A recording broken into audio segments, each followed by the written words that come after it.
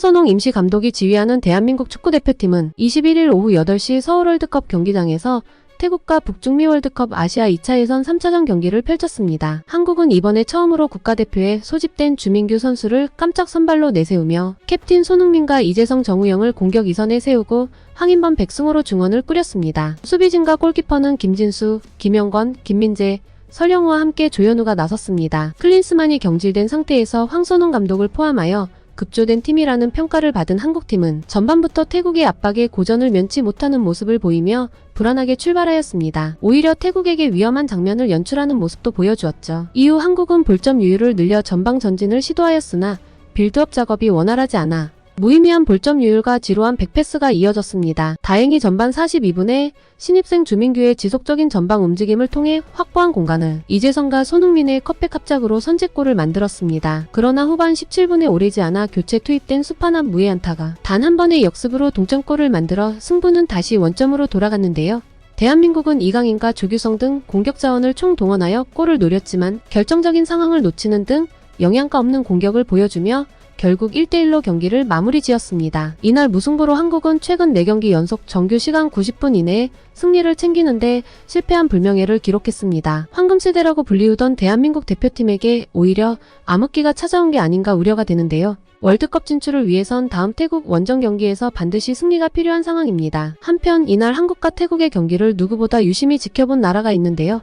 바로 같은 지역 예선 C조에 속한 국가인 중국입니다. 이날 한국과 마찬가지로 같은 C조에 속한 싱가포르와의 경기를 앞두고 있던 중국 축구팬들은 1시간 반 먼저 열린 한국과 태국의 경기를 주의 깊게 관전하고 있었습니다. 그리고 한국이 졸전 끝에 태국과 1대1 무승부로 경기를 마치자 한국의 경기력을 호평하면서 그동안 한국한테 왜 졌던 거냐, 중국은 왜 그동안 한국한테 졌던 거냐, 클린스만은 왜 내보낸 거냐 등 한국을 비웃으며 다음과 같은 반응을 보여주었는데요. 얘네 멀쩡한 클린스만 잘라놓더니 지금 뭐하는 거냐. 패스도 제대로 못하면 패스 축구하지 마라. 한국 니네가 무슨 스페인인 줄 아냐. 한국은 빌드업 축구가 아예 안 되는데 중앙에서 공 잡으면 사이드로 보내고 사이드에서 크로스만 주구장창 올리고 한 명은 프리미어리그 골든슈, 한 명은 분데스리가 철벽수비, 한 명은 리그왕 유망주인데 모아놓으니까 왜 쓰레기가 된 거지. 감독 수준이 다를 수는 있겠지만 그 유럽파 선수들을 죄다 모아놓고도 홈에서 태국을 못 이긴다니. 한국은 중국 축구를 대체 어떻게 이긴 거지? 중국이 왜 한국 따위한테 졌던 거야? 한국은 수비형 미드필더 문제가 해결되지 않으면 아시아 레벨에서도 그렇게 강한 팀은 아니네. 황선홍이 클린스만보다 못한데 한국은 유명한 애들 몇 명 빼고는 그냥 중국 리그급 실력이네. 일본보다는 확실히 레벨이 떨어지네. 싱가폴만 잡으면 한국이랑 승점자 1점 차이야. 전반적으로 중국 팬들은 이런 경기력을 보여준 한국과 태국이 같은 조라면 충분히 월드컵 예선을 통과할 수 있다고 자화자찬하는 분위기였습니다. 1시간 반 뒤 싱가포르와의 경기를 하기 전까지 말이죠. 한국과 태국의 경기가 거의 마무리될 무렵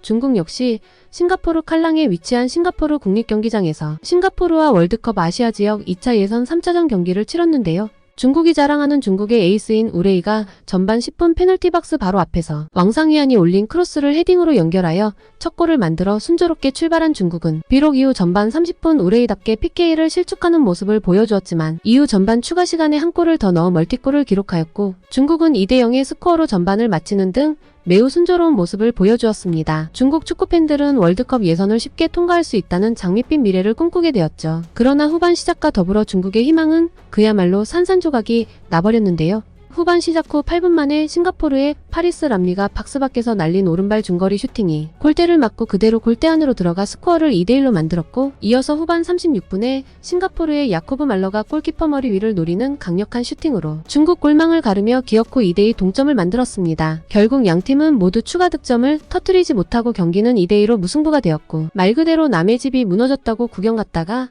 자기 집도 무너진 꼴이 된 거죠. 중국 팬들은 그야말로 절망에 빠졌는데요. 실제로 한국과 태국의 무승부와 중국과 싱가포르의 무승부 중 어떤 게 더 어이가 없었나요? 라는 설문조사에 중국과 싱가포르의 결과가 더 어이가 없었다가 38%로 가장 많은 투표를 받을 만큼 중국 축구팬들의 충격은 이만저만이 아니었습니다. 중국 팬들은 분노하며 다음과 같은 반응을 보여주었는데요. 내가 말했죠? 무리뉴와 같은 명장이 중국 축구 감독을 하는 거나 내가 직접 중국 축구 감독을 하는 거나 차이가 거의 없다고. 유일한 차이점은 저는 월급 200만 원이면 된다는 점입니다. 그냥 예선전 빨리 끝내고 해탈하자. 그러면 선수도 팬도 편하잖아. 운빨로 다음 라운드로 가는 것도 고문이야. 남은 3경기 그냥 다지고 와라 등신들아. 더 이상 나와서 쪽팔리게 하지 말고. 이 꼴로 월드컵에 나가봐야 뭐하겠냐. 가봐야 맨날 3대0 4대0으로 질 텐데 무슨 의미가 있어 그게. 이제는 싱가포르랑도 실력이 비벼지는데 이전에는 한국하고 경쟁할 만하다고 했었지? 할 말이 없네. 아시안컵에서나 잘해라 제발. 재활용 쓰레기통으로 가버려라. 재활용 쓰레기는 팔리기라도 하지 중국 국대는 팔리지도 않아. 비행기 말고 공유자전거 타고 귀국하는 거 정도는 봐줄게. 싫으면 제발 그냥 돌아오지 마. 이런 최악의 쓰레기한테 세금이 들어간다면 그건 축구에 대한 가장 큰 모욕이 될 거야. 제일 비극적인 건 중국 언론들은 아직도 중국 국대를 강팀으로 묘사한다는 점이다. 만약 10분만 더 경기했다면 싱가포르가 이겼을 거야. 솔직히 마지막에는 싱가포르가 저 멍청한 중국 국대를 없애버렸으면 했어. 나는 중국 국대를 첫사랑처럼 사랑했는데 중국 국대는 나를 수천 번이나 욕했어. 축구협회는 제발 입 닥치고 바로 중국 국가대표팀과 같이 해산해버려. 내가 중국인이 아니었다면 이런 거지 같은 경기는 보고 싶지도 않았을 거야. 쟤네랑 같은 나라 사람이라는 거 자체가 쪽팔려. 한편 대한민국의 황선홍 감독과 마찬가지로 중국의 이반코비치 감독 역시 아시안컵 이후 경질된 전임 감독을 대신하여